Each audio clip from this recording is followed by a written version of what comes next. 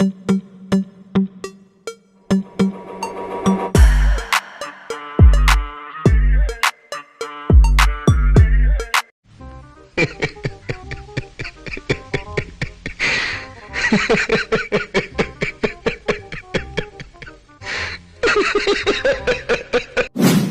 Imported सरकार तो यतीम हो गई क्योंकि इनका बाप जरदारी इन्हें बीच राह में छोड़कर भाग गया और आजकल इंपोर्टेड रोजाना की बुनियाद पर जलील हो रही है। इन पर हालात कुछ ऐसे हैं कि आजकल इन्हें मेरे जैसे अनपढ़ लोग भी मशवरे दे रहे हैं। आजकल मौलाना फजलुल नून लीग की तितली को अपनी वकी के साथ बिठाकर प्रेस कॉन्फ्रेंस कर रहे हैं। हम जमीन इतनी गर्म कर देंगे आप ये कि आपकी यूथियों के नरम तलवे उस जमीन पर नहीं रखे जा सकेंगे।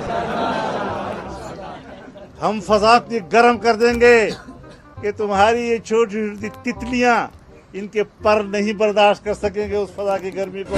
मौलाना डीजल ने तितलियों के बारे में बात की थी, लेकिन शायद फजलू ने ये नहीं सोचा था कि बाजी ऐसे पलटेगी कि इन जैसे मगरमच्छ भी फिजा की गर्मी को बर्दाश्त कर पाएंगे। और इस तितली की तो बात ही न पूछें, एक रंग आता है एक रंग जाता है। हैरत तो मौलाना डीजल पे होती है कि वो एक चोर डाकू बिगड़े हुए बाप की बिगड़ी हुई बेटी के रोज तलवे चाटता हुआ नजर आता है। प्रेस कॉन्फ्रेंस करते हुए तितली अपनी हार का रोना रोती रही और इदारों को निशाना बनाती रही। मरियम बीबी का बयानिया हर रोज बदल जाता है, कभी ये एंटी एस्टेब्लिशमेंट बन जाती है और कभी एस्टेब्लिशमेंट की ही तर्जुमान बन जाती है। मरियम नवाज ने अब सुप्रीम कोर्ट के जजेस को निशाना बना लिया है।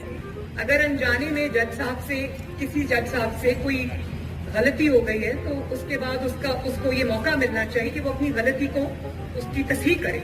फैसला आया तो मैं ये दिल में सोच रही थी कि चीफ जस्टिस साहब आप क्या कर बैठे अपने साथ। हमें तो आदत हो गई है इस किस्म के फैसलों की, हमारा तो वोट बेस भी चार्ज हो जाता है, हमारा खड़ा हो जाता है। इस तितली की मिसाल उन बच्चों की तरह है जो बचपन में क्रिकेट खेलते हैं, जिसकी गेंद और बैट दोनों होते हैं, वो पहले खेलता है और जब फील्डिंग की बारी आती है तो घर को भाग जाता है। मरियम बीबी की ख्वाहिश है कि गेंद भी इनकी हो, बल्ला भी इनका, सबसे पहले बैटिंग भी यही करें और जब फील्डिंग की बारी आए तो घर को भाग जाएं। मौलाना साहब कहते थे कि इस्लाम में औरत की हुक्मरानी जायज नहीं।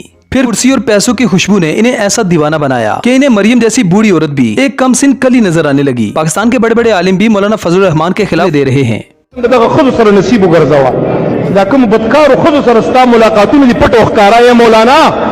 खुद सर हशर मुगरजवा अल्लाह दी क़यामत की नदी पखवा के पास हुआ और कदी जन्नत तजी हो या जहन्नम तजी अल्लाह ताला यदी सर जहन्नम तम या बोल देगा।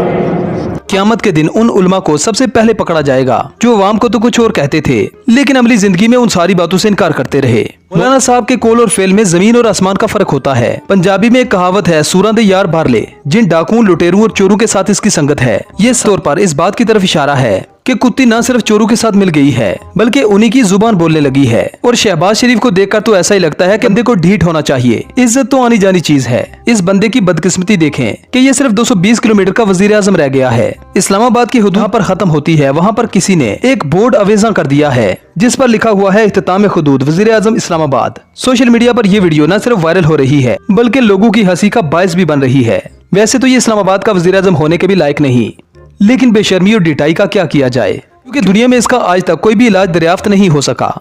इस बेचारे को देखकर ऐसा ही लगता है कि ये वजीर आजम कुछ दिन के लिए सिर्फ ड्रामा करने आया है। ये तो अपनी तरफ से ड्रामा कर रहा है लेकिन अवाम का बुरा हाल हो गया है।